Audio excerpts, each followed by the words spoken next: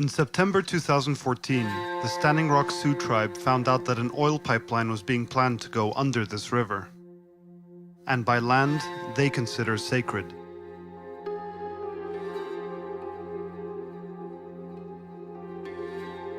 This is an audio recording of what the tribe told the pipeline company when they first met. Before you get started on the project, I want you to know and understand that we recognize our treaty boundaries. This is something that the tribe is not supporting. This is something that the tribe does not wish. The entire area that you're trying to take the pipeline through crosses our treaty boundaries and where we existed before anybody. And so we have significant sites and we know what they are. Our history and ceremonies are who we are. The proposed Dakota Access Pipeline would cross the Missouri directly underneath a village site. I actually struggled. Do we want to tell something that's so important and sacred to us, to a pipeline company? But it's important for you guys to know the history and our connection to this area. We know what belongs to us, and we know what we have to keep for our children and our grandchildren. Dakota means friend and ally. This is Dakota territory. This is treaty territory. This is where you agreed not to come.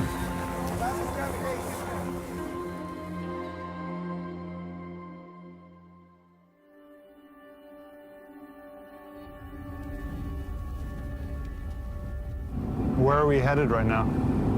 We're headed to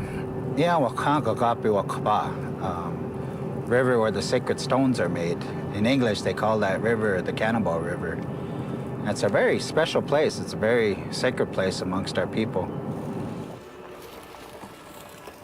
In 2014, the tribe learned that the pipeline, called Dakota Access, would go half a mile north of here, Standing Rock's northern border. While in some ways the fight against the pipeline began then, in other ways, it began a long time ago.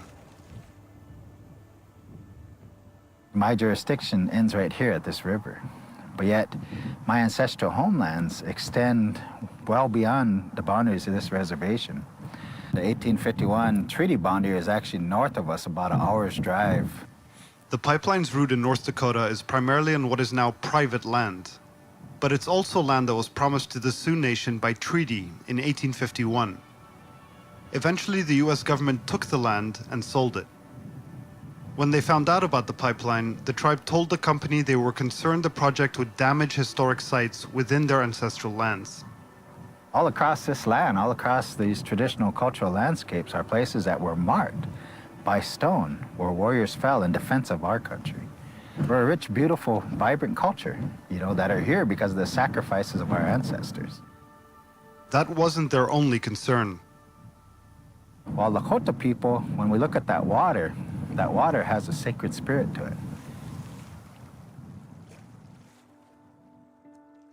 The company, Energy Transfer Partners, told the tribe the pipeline would carry up to 570,000 barrels of oil a day from North Dakota's oil fields to Illinois, crossing the Missouri River just north of the tribe's water intake.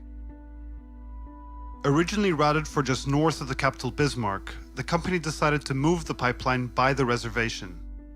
So what about our drinking water then? They'll say that the pipeline has the latest and greatest technology and the chance of it ever breaking is minimal, so you don't have anything to worry about. Well, then take that greatest and latest technology and put it north of Bismarck then. Why use it on us? We shared with them in detail all the issues and concerns that we have now that we're raising. They knew back then. Because the pipeline was set to cross the Missouri River, it would need permits from the federal government, in this case, the Army Corps of Engineers. The government is supposed to consult with tribes, even on projects that aren't on reservations. But Standing Rock says the Army Corps didn't listen to what they had to say. You could ask the Army Corps today, has the tribe opposed this project? And they would say yes. Did they give reason? They would say yes. What they deem consultation is correspondence. They counted the number of times, they call the number of emails, the number of meetings.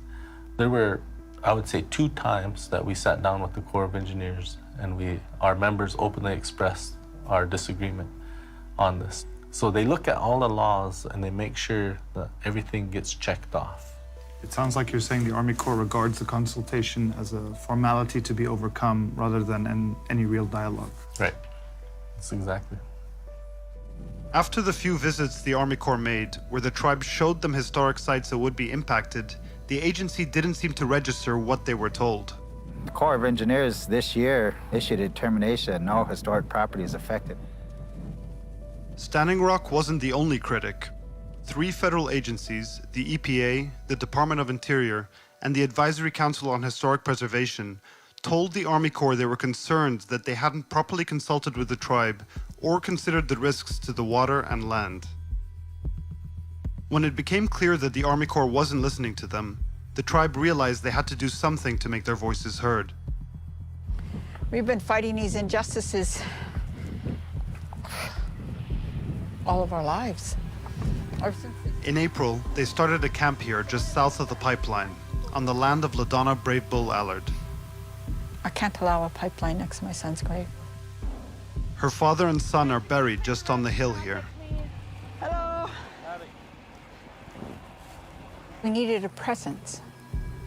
We started off with 3 people that first day, and then we kind of expanded to 15 people to 20 people from the middle of April until July. It was in July that the Army Corps approved the first major permit for Dakota Access. An easement to drill under the Missouri River was still pending. That's when the tribe took the Army Corps to federal court. Then I got the notice that Dakota Access was going to start working in 48 hours, so I pulled up my iPhone and did a small video asking people to come help. I will stand to protect the water, the land. I'm asking each of you to come stand with us at Sacred Stone Camp. Gradually, more and more tribes began to show up, and the camp started to grow, as the pipeline started making its way towards the river.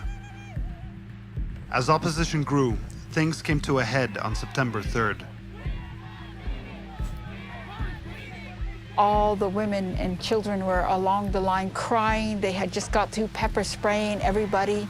People were standing at the line, then started pushing as the dogs were coming.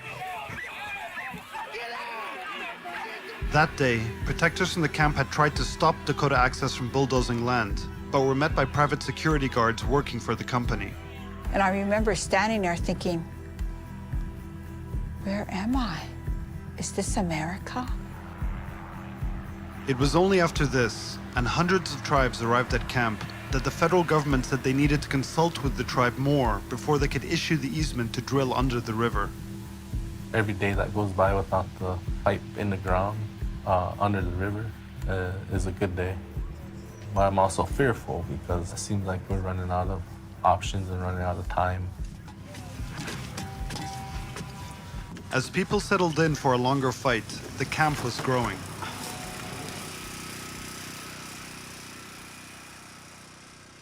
With so many nations showing up to support Standing Rock, we wanted to know what fights other tribes were waging to protect their land and water.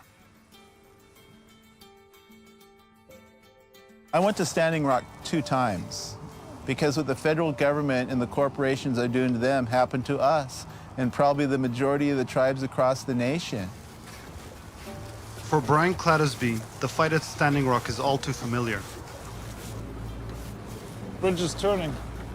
That means the train is coming. In the 1890s, just a few decades after the Swinomish were forced onto a reservation here in Washington state, railroad tracks were put down on their land. The federal government, our trustee, didn't really consult with us and allowed the railroads to put a railroad line in across our reservation without our permission. And that was in the 1890s. The Swinomish fought the railroad company for decades, eventually coming to a settlement with the company that now owned the railroad, Burlington Northern, a century after the tracks were first laid down. It basically said that they could bring 25 cars across our reservation each day, one train a day, 25 cars, no more than that. And they agreed to that. So the agreement between you and the railroad allows for 25 cars. Yes. This is way, way more. Yes, this is 4 times the amount. In 2012, we got wind through the paper that Sioux Refinery, one of the refineries on our historic tribal lands, right over here, was going to expand their rail service to allow Bakken crude oil to come on. As production of the rail's main cargo, oil, expanded in the fields of North Dakota, the company increased the cars, but without the tribe's permission. The Swinomish asked them to reduce the cars, but Burlington Northern said no, forcing the Swinomish to take them back to court. Part of the tribe's concern lies in the fact that oil train accidents have dramatically increased in recent years. And the tracks here go by not only their main economic source, but across the water. Did you grow up fishing? Yes. My first experience was fishing in this Swinomish Channel with my 3 older brothers and my mom and my dad. So what do these waters mean to the Swinomish? What does fishing mean to the Swinomish? Life. It's always meant life. We had salmon and steelhead going through these waters 365 days out of the year.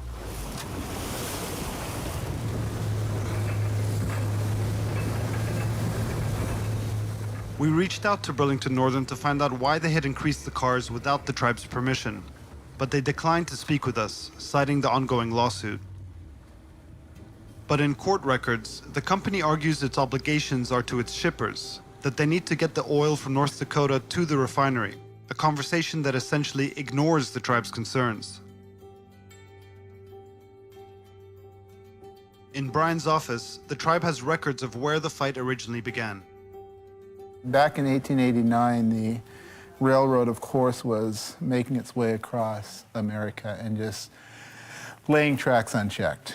I mean, it was, once again, manifest destiny at its height. And so right here is no authority for a railroad to cross Swinomish Reservation. And we know how that turned out. It wasn't just water drawing people to Standing Rock. It was also land and identity. What Standing Rock is standing for is exactly what we're fighting against right here. Just like for the Swinomish, Standing Rock echoes out here in Nevada for the Western Shoshone. Where are we driving to now? We're gonna follow this gravel road out and we're gonna go over to the Nosawee quarries. We're headed with Joe Hawley, his mother Kathleen and Aunt Carleen, to an area that's been used by tribes here for thousands of years and is still used today for prayers and ceremonies. This is the mine here. All of the land here, in addition to millions of acres across the western US, was guaranteed to the tribe in an 1863 treaty. But the government says the tribe lost their title to the land through, quote, gradual encroachment, something the Western Shoshone dispute to this day. Now the land is managed by the federal government through the Bureau of Land Management Agency, or BLM, who opened it up to gold mining decades ago. Before, it was Kathleen's husband, Joe's father, who fought the mine. For Joe, today the fight is about the way the government continues to permit activity associated with the mine. Most recently, this power line.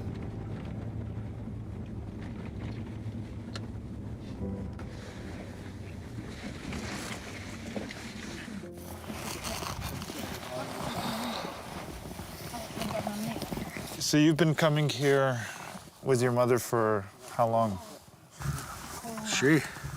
All my life, I guess. Yeah. Since I was a little kid. So I'm 82 now. Yeah, yeah. 82 today. Why would you bring him here when he was a boy? Oh, so they can know how things are, the way they were, the way it looks, used to look. It's changed. Everything's changed now. Yeah. The BLM allowed this road to be pushed through. Our shelters are right here. That's a shelter. There. That one, this one, that other rock point right below it is a shelter. The BLM approved the permit for the power line, despite the fact that it goes through areas eligible for the National Historic Register. including this doctoring trail the tribe uses for healing, dotted by ancient shelters. If you walked down to there and it was summertime, you would see all the workings, all the stone that was worked and left. All this has been authorized by BLM for the mine to do what they want. Joe says they asked the BLM to move the power line away from the trail, but the agency said no. So the tribe took the BLM to court, but by then it was too late. This is our history. This path that is now gone, we still pray here. How do you wrap your arms around that prayer now that there's something in the middle of it? It'd be like sitting in a pew in a church trying to listen to the pastor talk with somebody blasting the stereo right in between. Just because that's a shelter there, there, and there, does that mean we can cut a road right down between them and it don't matter? No, because there's existence in between that needs to be remembered. My kids need to know why. Why were they set up the way they're set up? BLM declined our request for an interview, citing the ongoing lawsuit.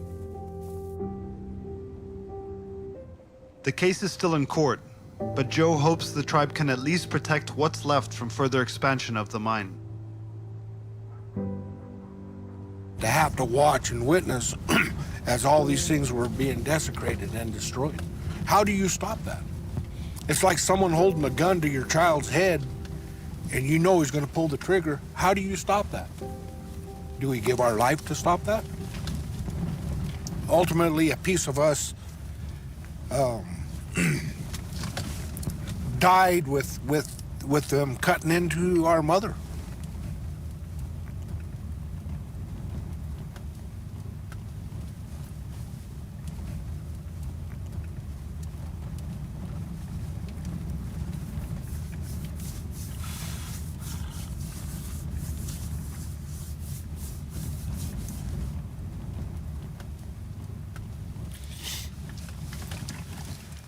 How do we pass this? How do we tell our kids,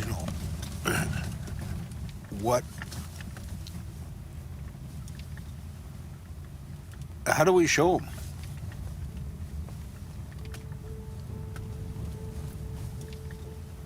This is our ancestral lands. I think so many of the native people have stood up and gone to Standing Rock for the simple fact that we all share the same fight within our own boundaries.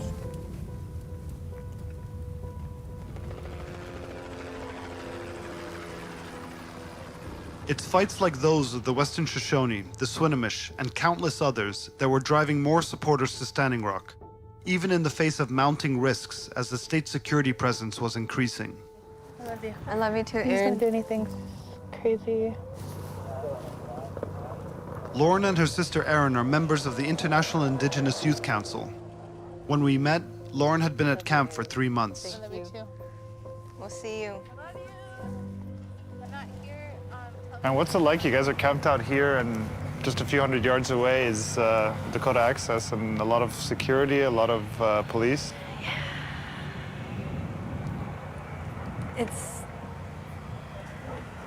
I mean, I guess the anxiety never dies here. That's the only thing, because at night you still see all those lights lined up. As construction got closer to the river, confrontations with police protecting the pipeline grew more heated. Is it broken? It's fractured, my wrist. But I can move my fingers now again, so that's pretty cool. After 2.5, almost 3 weeks. Wow. It'll heal. Lauren told us that in late October, a policeman fractured her arm with a baton. That was around the time that another camp had been set up closer to the construction site. Oh, there was another confrontation with police after that. What? And they actually broke it. The new camp, known as the North Camp or Treaty Camp, was set up on land set aside for the Sioux in the 1851 treaty. On October 27th, police moved in on it.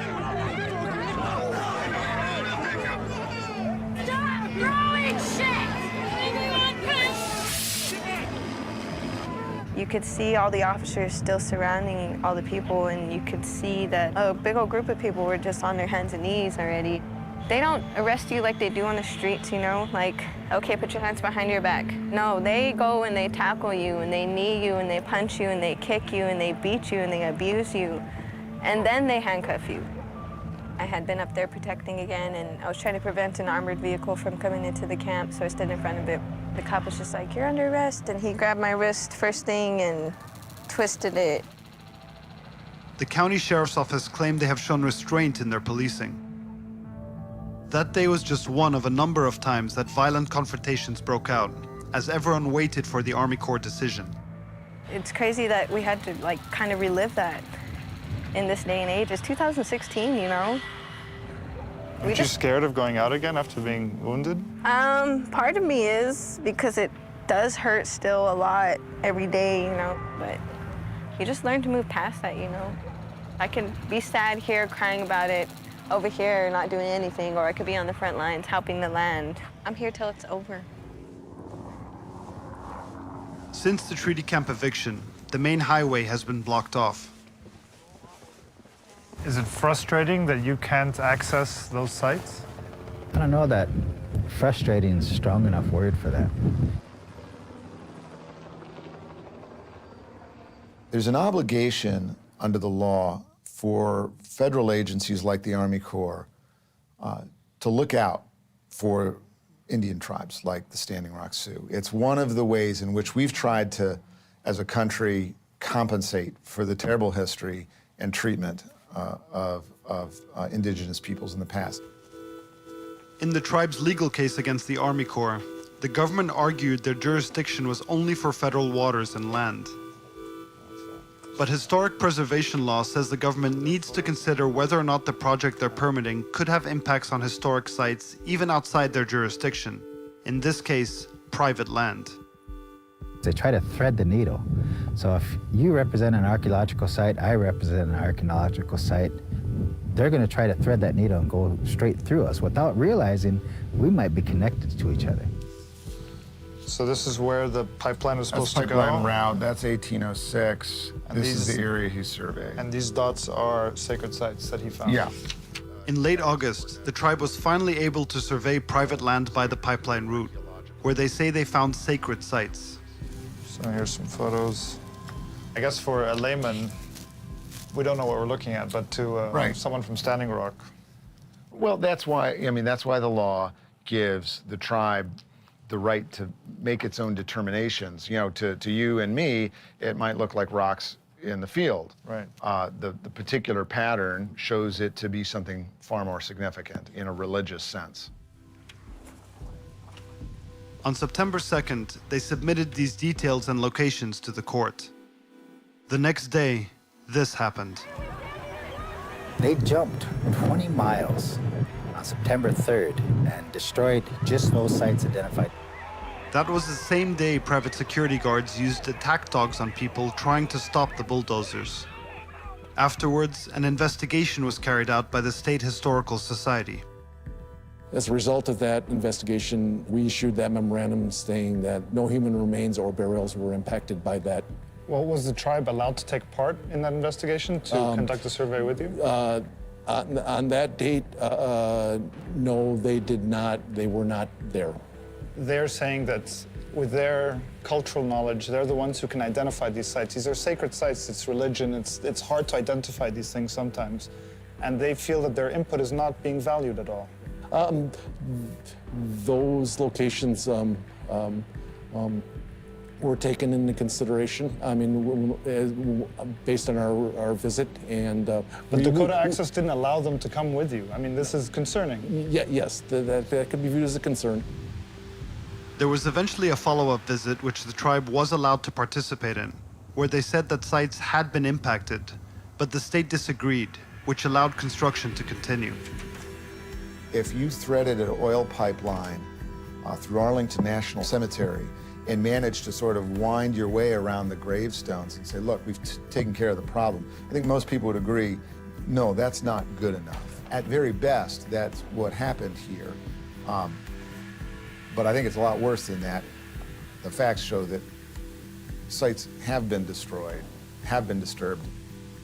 When they came through and desecrated those sacred places, It was a total disregard for who my ancestors were. But not only that, it was a total disregard to who we are today as a people. There seems to be differences between what their survey and yours. I would just say that maybe one issue where an archaeologist may not recognize the same set of stones or other features on a landscape as cultural, whereas a native person may address a different value to that. To know that even standing right here with you today, I can look out on that hillside and I see stone features. I see burial cairns. And because of how North Dakota SHPO is working with us, or the lack of, and how Dakota Access Pipeline is kind of bulldozing their way through this process, I don't know that I have that ability to protect what I'm looking at out there. And that kind of hurts, because again, once it's gone forever.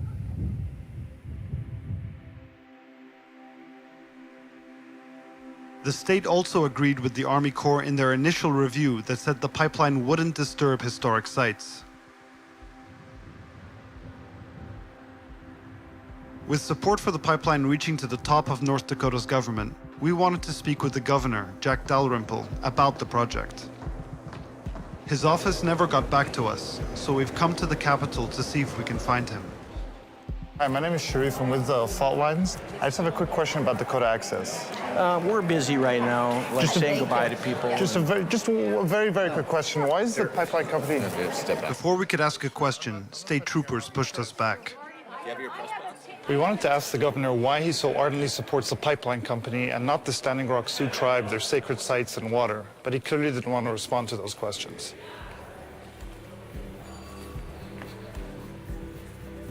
More than the governor, we wanted to speak with the Army Corps of Engineers, but they declined our request to speak with them about their review of the pipeline. But what would have happened if they had listened to the tribe from the beginning? Would the pipeline be at the water's edge, waiting?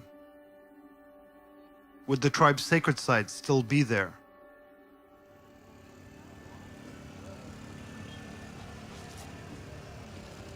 In December, as Standing Rock and everyone at camp began to prepare for the incoming North Dakota winter, they received surprising news.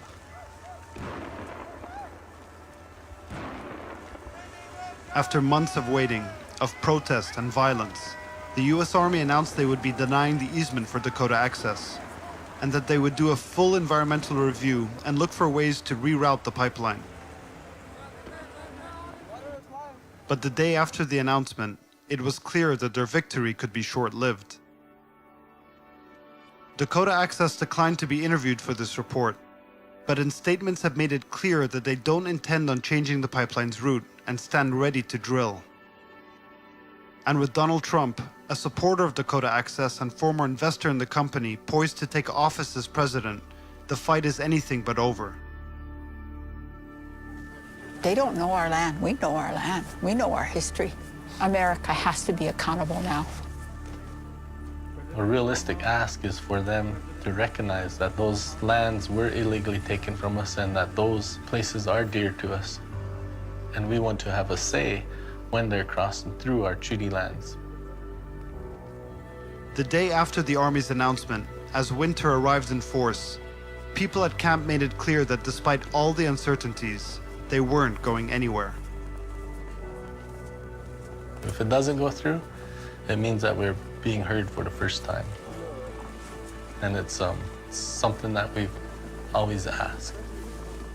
If it does go through, again, it's another wrong done, another wrong committed on Indigenous peoples. It's bigger than just Standing Rock. They see the wrongs happening to them. So the stance, it represents their fight too.